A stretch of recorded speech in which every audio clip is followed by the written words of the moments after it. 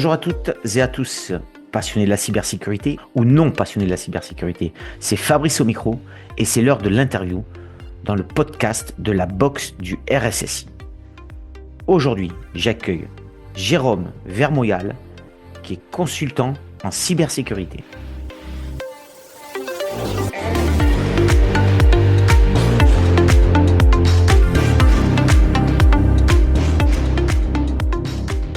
Bonjour Jérôme, très heureux de t'accueillir dans ce nouvel épisode du podcast de la box du RSSI. Alors je vais faire un petit rappel à tous les auditeurs qui nous rejoignent. Si c'est leur première écoute, comment ça va se passer? Jérôme va se présenter rapidement. Ensuite, il va nous parler de son parcours. Nous déroulerons quelques questions autour de la cybersécurité en essayant de vulgariser au maximum pour les auditeurs. Et ensuite, il nous présentera un sujet qu'il souhaite mettre en avant et partager avec nous. Et enfin, on finira par quelques questions traditionnelles que je pose à tous les interviewés. Alors, je le rejoins immédiatement, Jérôme. Bonjour Jérôme, comment ça va déjà? Bonjour Fabrice, ça va très bien. Merci pour ton invitation. Eh bien, je suis content. En fait, quelque part, ce n'est pas une invitation, car j'ai un souvenir que toi, tu as été désigné par la première interviewée qui est Alix, il me semble. C'est ça? Oui, c'est bien ça. Avec Alix, avec laquelle j'ai travaillé à Monaco, plus précisément. Eh ben, on lui fait un petit coucou et je la suis énergiquement sur les réseaux. Elle poste toujours des trucs très vulgarisés, ça c'est plutôt agréable. Alors on va rentrer dans le vif du sujet. Jérôme, est-ce que tu peux nous faire une petite présentation rapide de toi personnelle, puis après on rentrera dans ton parcours pro? Ouais, ça marche, pas de souci. Donc je m'appelle Jérôme Vermoyal, j'ai 36 ans. Je suis actuellement consultant en cybersécurité, donc je suis à mon compte depuis 3 ans et demi. Et je suis dans la GRC avec une spécialisation plutôt dans la partie gestion des risques. Super.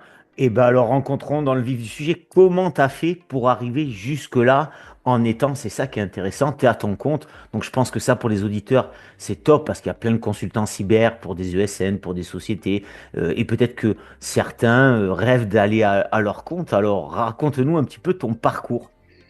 Pas de souci. Donc moi, je suis originaire de Marseille. Ça a une importance dans mon parcours. Et à la base, j'ai fait un parcours qui est assez classique. J'ai fait une licence en maths informatique. Ensuite, j'ai bifurqué dans un master en cybersécurité. Et j'ai fait mes premières armes donc dans le secteur public.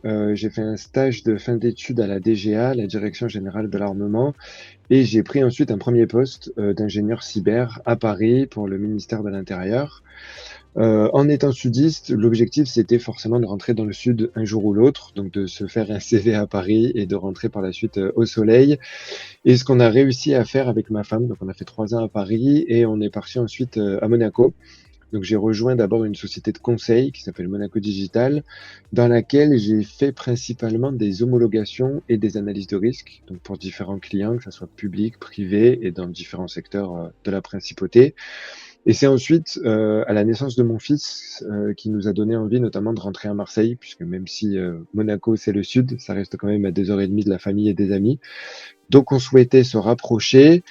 Et donc, c'est à ce moment-là que je me suis donc lancé à mon compte avec de l'expérience, notamment dans la société de conseil qui m'a permis de connaître plein de choses, même si au final, c'était pas forcément le meilleur moment puisque je venais d'avoir un petit enfant, mais je me suis quand même lancé et je le regrette pas. Et depuis, donc avec cette casquette de freelance, j'ai touché un peu à tout. J'ai d'abord fait de la partie enseignement à la fac. Et ensuite, j'ai fait des accompagnements ISO 27001. Donc là, j'ai vu les deux côtés de la barrière, soit en accompagnant des sociétés à obtenir la certification ISO 27001, soit en réalisant des audits, notamment des audits internes. Et finalement, avec cette casquette de freelance, j'ai également fait des missions, une mission notamment plutôt long terme, donc chez un grand compte dans le secteur du luxe, où là, on est intégré directement aux équipes cybersécurité, et plus précisément pour faire des analyses de risque donc sur les différents projets qu'on peut rencontrer. Alors j'ai une première question qui me vient, hein. On a un petit peu un parcours similaire pour l'État, puisque moi aussi j'ai travaillé pour le ministère de la Défense, moi. Et je me dis, waouh, passer dans le privé, ça a été déjà un grand saut pour moi. Et je me dis, passer freelance, donc je me dis qu'il y en a peut-être plein dans la cybersécurité qui aimeraient le faire. Est-ce que tu peux, comme ça, à chaud, à froid plutôt, donner deux, trois petits conseils, qu'est-ce qu'il faut pas faire, faire, voilà. Est-ce que tu peux raconter ça à nos auditeurs? Eh ben, volontiers, pour être honnête, ça fait un moment que j'hésite à me lancer, que j'hésitais plutôt à me lancer à mon compte. Je pense qu'il faut quand même un petit peu de background. Alors sur 2 choses, déjà, il y a la partie, âge, je pense qu'il joue beaucoup. Quand on est jeune, j'ai l'impression qu'on se fait beaucoup plus challenger que quand on arrive et qu'on a, ben, bientôt 40 ans. Hmm. Les gens ont un peu plus d'écoute, donc je pense que ça joue, forcément, parce qu'en étant consultant, il faut quand même que qu'on nous écoute et qu'on ait du poids. La deuxième chose, c'est cette partie expérience également. Je pense qu'il faut quand même un petit peu d'expérience pour pouvoir se lancer à son compte ou être accompagné potentiellement par des gens un petit peu plus seniors. Mais c'est vrai que, bah, généralement, quand on se lance en consultant, les gens atteignent vraiment un certain niveau d'expertise. Et je pense que c'est important d'avoir justement cette expérience. Alors, ça va être de l'expérience forcément dans son métier et de l'expérience sur un petit peu de tout ce qui va avec. Moi, c'est justement ce que je dois beaucoup à la société de conseil qui m'a embauché. C'est qu'au final, on faisait beaucoup de choses. On faisait de l'avant-vente, on faisait de la rédaction de contrats, on faisait de la facturation, on faisait tout ce qui est autour du métier de consultant. Et bah, quand on connaît pas, ça paraît très compliqué. Et c'est vrai que ça, c'est l'expérience qui est quand même assez importante à obtenir pour se Donc, si lancer. je résume bien, en fait, tu dis aux jeunes de faire leur gamme dans les sociétés, des pure players cyber ou des ESN ou peu importe, et qu'ils vont emmagasiner un peu ce côté opérationnel, c'est ça que tu dis. Alors oui, c'est un petit peu ça ce que j'ai. En tout cas, moi, c'est mon parcours. Après, je vais quand même faire un bémol. Je rencontre des gens, notamment dans mon travail, qui se lancent très tôt, qui n'ont pas fait de SN, qui n'ont pas fait de choses comme ça, et qui arrivent très bien à se lancer à leur compte. Donc, c'est pas forcément non plus Ouais. quelque chose de d'obligatoire. Et il y a un autre point aussi sur lequel je vais faire un petit bémol, c'est que je rencontre des gens qui travaillent, qui viennent souvent de très grosses sociétés. Je vais pas les citer, Ouais. mais on va dire des Big Four ou des choses comme ça. Et au final, c'est des gens qui touchent peut-être un peu moins à d'autres choses. Tout ce qui est facturation, avant-vente, Ouais. c'est souvent des très grosses équipes et donc ils touchent pas trop à ça. Alors après, à l'inverse, hein, sur la partie technique précise du travail de consultant, etc., je trouve, après c'est un avis purement personnel, mais qui sont sûrement meilleurs de gens qui touchent un peu à tout. Mais voilà, je pense qu'il n'y a pas de règle précise. Encore une fois, je pense qu'il y a des gens qui se lancent très vite à leur compte et qui sont très bons. D'autres, à l'inverse, que j'ai croisés, qui sont consultants depuis des années et je pense qu'il y a encore beaucoup à apprendre. Donc, je dirais que, bah voilà, il n'y a pas forcément de règle précise. En tout cas, moi, c'est mon parcours. Je suis content de l'avoir fait à ce moment-là. Et je pense que ça aurait été dur d'un point de vue personnel de le faire un petit peu plus tôt, en tout cas.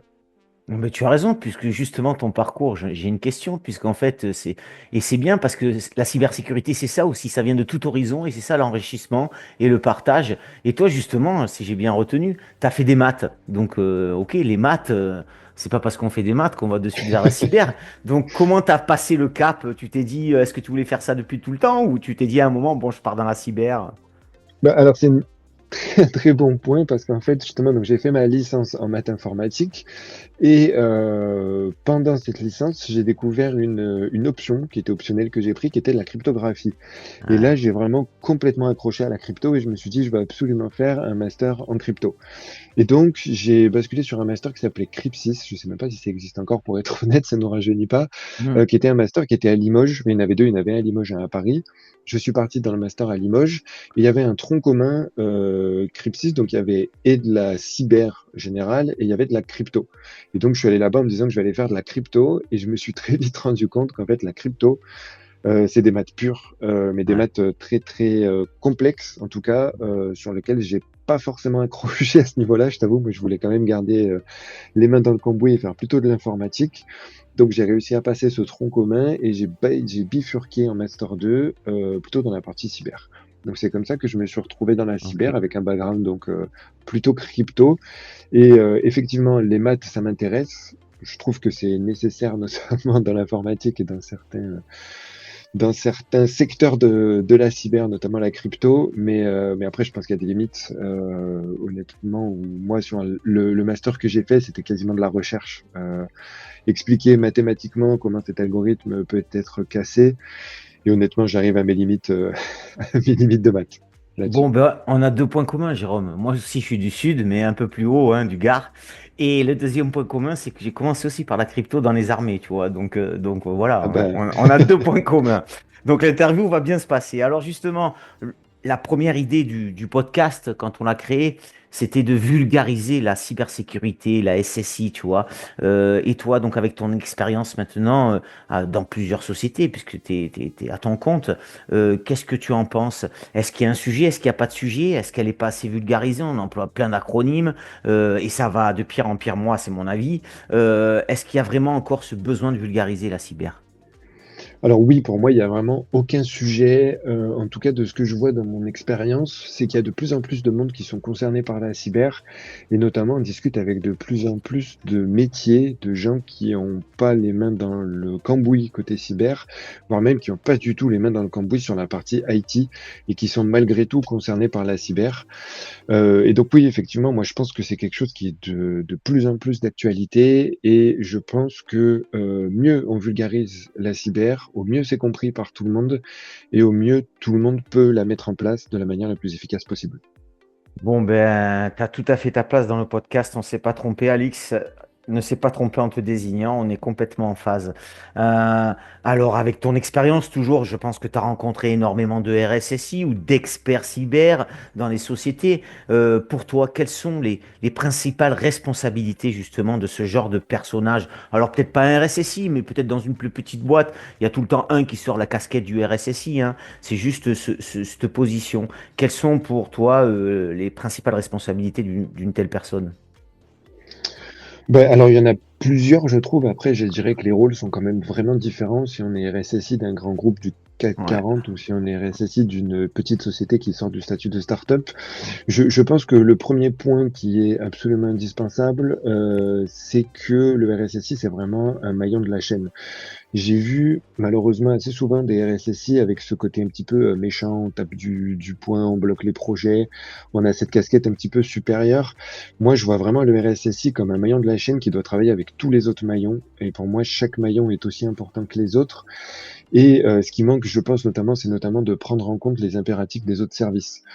Pour moi, la cyber, on est une toile de fond de l'entreprise et on fait également partie des fondations, puisque si la cyber va mal, forcément, c'est toute la société qui peut s'écrouler.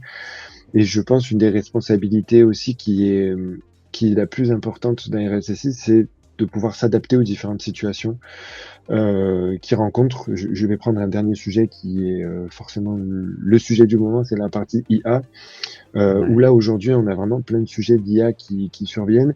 J'allais dire là aujourd'hui on a un peu plus de cadres. On a l'IACT qui vient de sortir, on a pas mal de choses, mais je me souviens d'un des RSSI pour qui je travaille où les sujets d'IA arrivaient il y a bientôt 2 ans. Et ben, il y a rien, il y a pas de cadre, il y a rien qui a été construit. Il faut vraiment s'adapter, faire avec. Et encore une fois, il faut trouver le bon compromis entre dire, ben, on bloque parce qu'il y a forcément des risques. Et ben, si on bloque, notre société va peut-être prendre du retard au niveau des concurrents si on prend pas le virage de l'IA tout de suite. Et donc, il y a vraiment cette notion de s'adaptabilité, de comprendre comment ça marche, d'essayer de trouver le juste milieu. Et ça, je pense que c'est vraiment quelque chose qui est le plus compliqué pour le poste d'un RSSI. Et surtout, cette casquette, j'ai l'impression que les RSSI doivent savoir tout faire. Il faut une casquette un petit peu juridique pour la partie Ouais. RGPD. Il faut savoir faire de la gestion d'incidents, de la gouvernance, savoir gérer de la norme. J'ai l'impression que c'est vraiment un petit peu un poste à tout faire.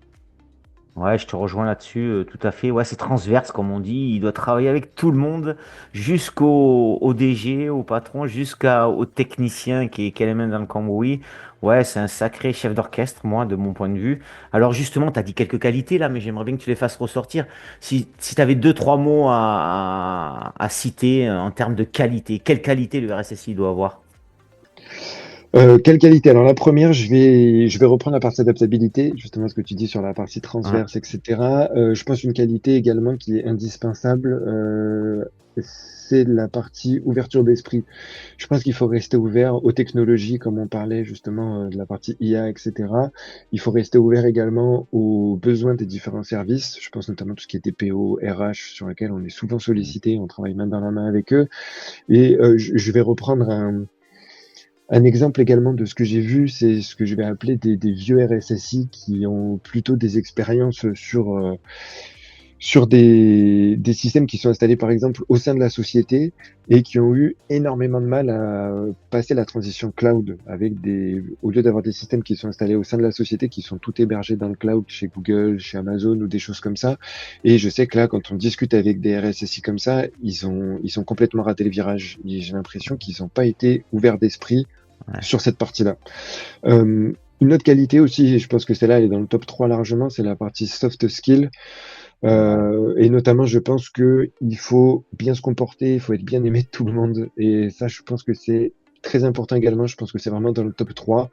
Pareil, je vais citer une expérience, mais il y a certains RSSI, quand ils rentraient dans la salle, j'entendais des gens dire, ah ben non, mince, il y a l'autocart qui va nous embêter. Et là, je me dis, quand j'entends ce genre de choses, je me dis que le message que le RSSI va faire passer, il est perdu Ouais, d'avance, en c'est fait. cuit, ouais. Et le dernier, je pense qu'il faut quand même la partie technique.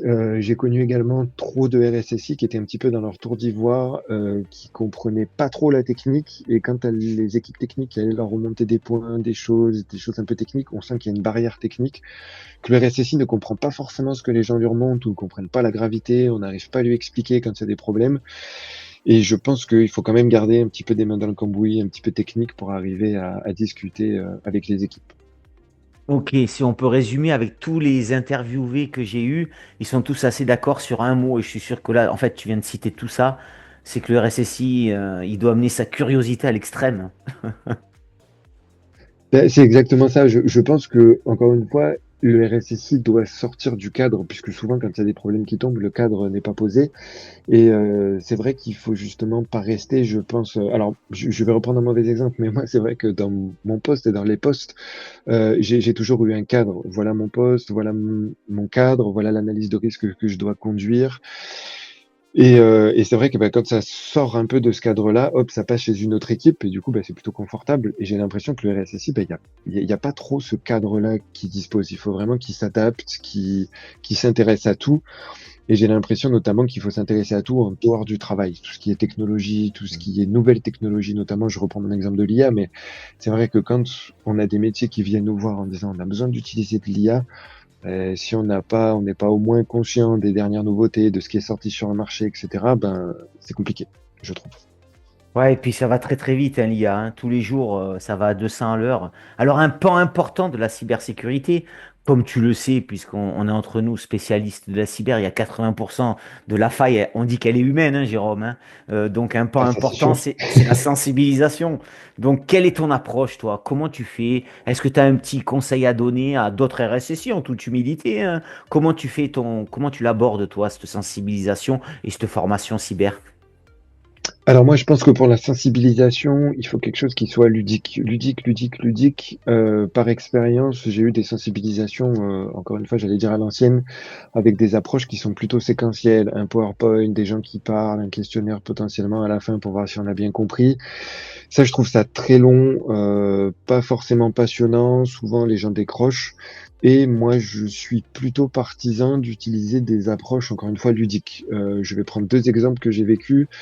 Dans une première société, c'était plutôt une approche par des jeux. Donc ça peut être soit des jeux vidéo, des petits sites web avec un personnage, on se déplace, on a des énigmes à résoudre, des choses comme ça. Soit en physique, en présentiel également, avec par exemple des mini escape games. Je sais que ça se fait, des petites valises avec bah, des escape games sur comment on doit gérer son mot de passe, comment est-ce qu'on retrouve l'information potentiellement sur Internet, sur des gens, des choses comme ça. Donc ça, moi, je trouve que le message passe beaucoup mieux. Et le deuxième exemple que j'ai, c'est quelque chose qu'on a déployé chez un de mes clients. C'est un petit robot qui vient discuter par chat directement avec les employés en lui demandant, par exemple, est-ce que tu as 5 minutes, 10 minutes, est-ce que tu es dispo, est-ce qu'on peut aborder un thème de la sensibilisation? Et on lui répond, après ça fait des petits QCM, on pose des questions, c'est interactif et ça permet justement de les sensibiliser de manière un petit peu ludique, ça casse un peu les codes et ça permet que les gens soient un petit peu plus réactifs et à l'écoute des messages qu'on fait passer. Ok, Jérôme, super idée. Moi, j'ai noté, hein, sur un petit bout de papier, et je pense que les auditeurs vont faire ça. Un escape game cyber, super. Moi, j'en ai vécu un il y a une semaine, et tu as raison, c'est génial. En société, ça doit être top. Et puis ce robot chat. Alors, est-ce que tu serais d'accord pour, en off, après, là, ou dans la semaine, me passer peut-être un ou deux, trois liens pour qu'on partage sur le site de la box du RSSI? ce que tu viens de dire? Oh, bien sûr, bien sûr, bien sûr, Ok, avec super, plaisir. super. Et ben, on se recontacte après. Euh, alors, aujourd'hui, avec tous les auditeurs, quel thème, quel sujet, ou quel conseil, ou quelle lecture, un petit truc cyber ou une vulnérabilité, tu as envie de partager à la communauté qui nous écoute? Alors moi aujourd'hui, je vais te parler d'un service que j'ai mis en place pour un de mes clients. C'est un service que j'ai appelé WhoosWatch et le but en fait, c'était notamment de répondre à un point de l'ISO 27001 qui est de faire de la veille cyber. Et souvent, les gens ne savent pas faire, ne savent pas par où commencer. Et les outils qu'on a trouvés avec le client sur le marché, c'est quand même des choses qui sont souvent très complets, donc très compliqués à prendre en main, souvent très chers et qui font un peu trop par rapport à ce qu'on cherche. Donc, on fait souvent, enfin en tout cas, j'ai souvent vu des clients qui font avec des process manuels. Donc, c'est-à-dire, bon, on va regarder manuellement sur le site de l'ANSSI, on note, on met dans un fichier Excel, etc. Ça manque de suivi, ça manque de formalisation et ça manque d'efficacité souvent. Je te Donc, ce que confirme, j'ai je fais fait, ça. Je te confirme, je ah fais ça. bah, je, Donc, je t'écoute attentivement. je l'ai fait malheureusement pendant très longtemps. Et ce que j'ai fait, en fait, c'est un site web. Donc le client se connecte dessus et il définit un ensemble de mots-clés. Donc en fait, c'est une alerte. Et dans l'alerte, il peut y avoir un ou plusieurs mots-clés. Ça peut être par exemple un système d'exploitation utilisé. Pour l'exemple, on va dire, on va par exemple se mettre à monitorer Ubuntu. Et ensuite, le service, tous les jours, il récupère les alertes et les avis de sécurité pardon, auprès de l'ANSSI. Et ça envoie un mail directement au client si un des avis correspond avec ces mots-clés. Donc ça permet d'apporter un premier niveau de service très simple, qui est sûrement Qui améliorable. correspond à tes assets, à ton environnement. Voilà, c'est ça. Donc, par Ouais, c'est ça. exemple, je reprends mon exemple Ubuntu. Je sais que il y a les alertes de l'ANSSI, donc qui sont vraiment des alertes sécurité. Là, je crois qu'il y en a quand même assez peu. C'est peut-être une, deux, trois par mois. Ouais, Et ensuite, il y a les avis. Et là, les avis, il y en a, je crois, une dizaine par jour. Donc, ouais, c'est c'est assez clair. long quand même à vérifier. Et donc, l'objectif, c'est de dire, par exemple, ben, si dans un avis, il y a le mot-clé sur les systèmes Ok. impactés Ubuntu, ça va automatiquement m'envoyer un mail en disant, attention, il y a un avis qui matche avec ton mot-clé. Et donc, il y a un lien pour aller consulter directement l'avis de l'ANSSI. Ça permet d'avoir un Ok. petit peu de traçabilité et de se faciliter un petit peu la vie sur la Ok. partie veille. En gros, tu rentres tous tes mots-clés qui correspondent à ta veille. C'est ça, et ce Ok. qui permet d'avoir des alertes directement. Alors c'est sûrement améliorable, ça permet de répondre facilement et rapidement à un trou, et dans l'ISO 27001, et forcément pour la partie cybersécurité, c'est un tout petit service pour l'instant, honnêtement, on est quatre à l'utiliser, il n'y a pas vraiment de visibilité, il n'y a même pas de possibilité de s'inscrire. Donc si les gens sont intéressés, n'hésitez pas à me contacter potentiellement sur LinkedIn, je vous en parle et je vous donne des accès si ça vous intéresse. Ok, bon, ben, je vais être le premier à te contacter, Jérôme, sûrement. Eh ben écoute, avec plaisir, super. Ok, ben merci de partager ça avec la communauté. Je suis sûr qu'il y a plein de RSSI qui sont dans mon cas.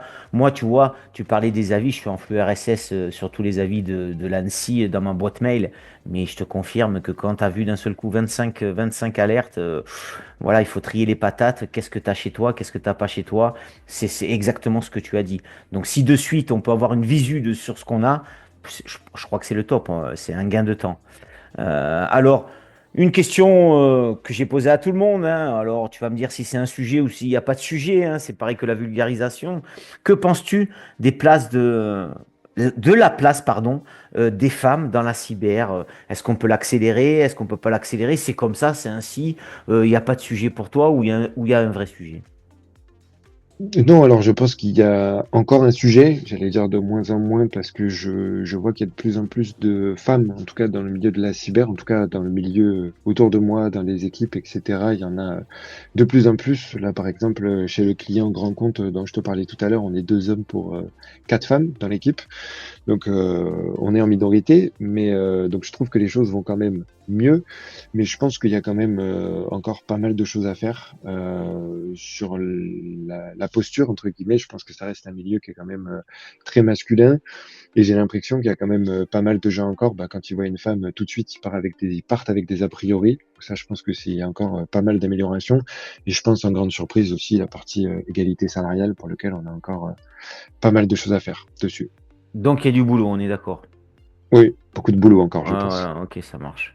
Donc, je suis complètement d'accord avec toi. Il manque bien sûr du féminin dans le milieu de la cyber. J'espère que ça augmentera. Alors, il nous reste deux petites questions, Jérôme. Euh, Qu'est-ce que tu n'aimes pas dans le milieu de la cybersécurité et que tu souhaiterais un coup de baguette magique, là, demain, ça disparaît? Qu'est-ce qui Alors, t'agace? Qu'est-ce qui je, t'agace? je vais te citer un proverbe, c'est le mieux est l'ennemi du bien. J'ai vu trop souvent de projets, de sociétés qui veulent en faire trop. Par exemple, on cherche un outil, je vais reprendre mon exemple sur la partie veille.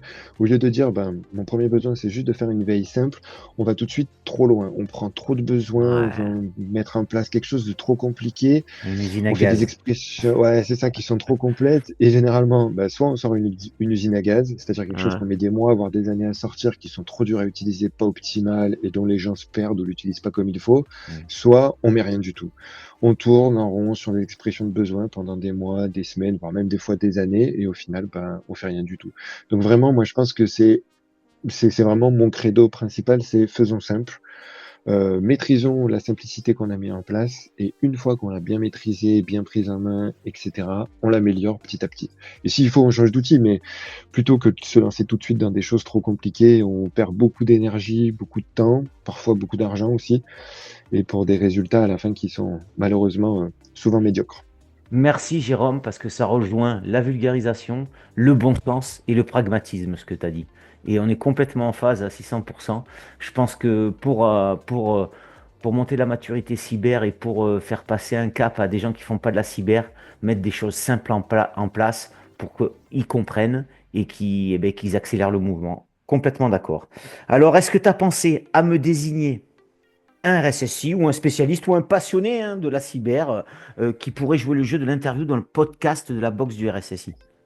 Eh bien, bien sûr, je Ah, vais désigner quelqu'un qui s'appelle Clément Mailloux et qui était justement avec nous dans les équipes avec Alix. Tu vois, on reste ah super. dans notre sphère. C'était quelqu'un, moi à Monaco, je travaillais sur la partie homologation, analyse de risque, et lui il travaillait sur la partie audit technique. Et il est aujourd'hui directeur cyber dans un grand cabinet, dans un Big Four. Oh Et là. j'ai déjà échangé avec lui et il va être content de venir dans ce podcast. Ah, ben super. Merci de nous ouvrir la porte pour, voilà, pour des personnes comme ça. C'est toujours intéressant et enrichissant pour le podcast. Ça fait rayonner le podcast et ça le fait pérenniser. Donc merci de jouer le jeu. Et ben Jérôme, il me reste à te laisser le mot de la fin. Franchement, c'est passé à une allure incroyable. Je te remercie. Je vois qu'on est en phase avec beaucoup de choses et je suis sûr que tu vas être en phase avec beaucoup d'auditeurs sur cette vulgarisation, cette simplicité dans la cyber. Et moi, je suis convaincu de ça. Donc, merci. J'étais très heureux de t'accueillir. Le mot de la fin il appartient toujours à l'interviewé. C'est à toi et c'est maintenant. Eh ben merci à toi. Je vais trois mots simples, simples et simples. Le vrai mot c'est ne complexifiez pas trop les choses. C'est pire que tout. Faites simple.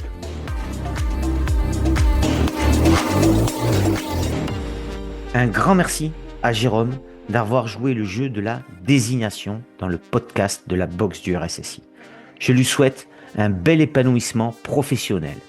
Je n'oublie pas la personne qu'il a désignée pour une prochaine interview dans le podcast.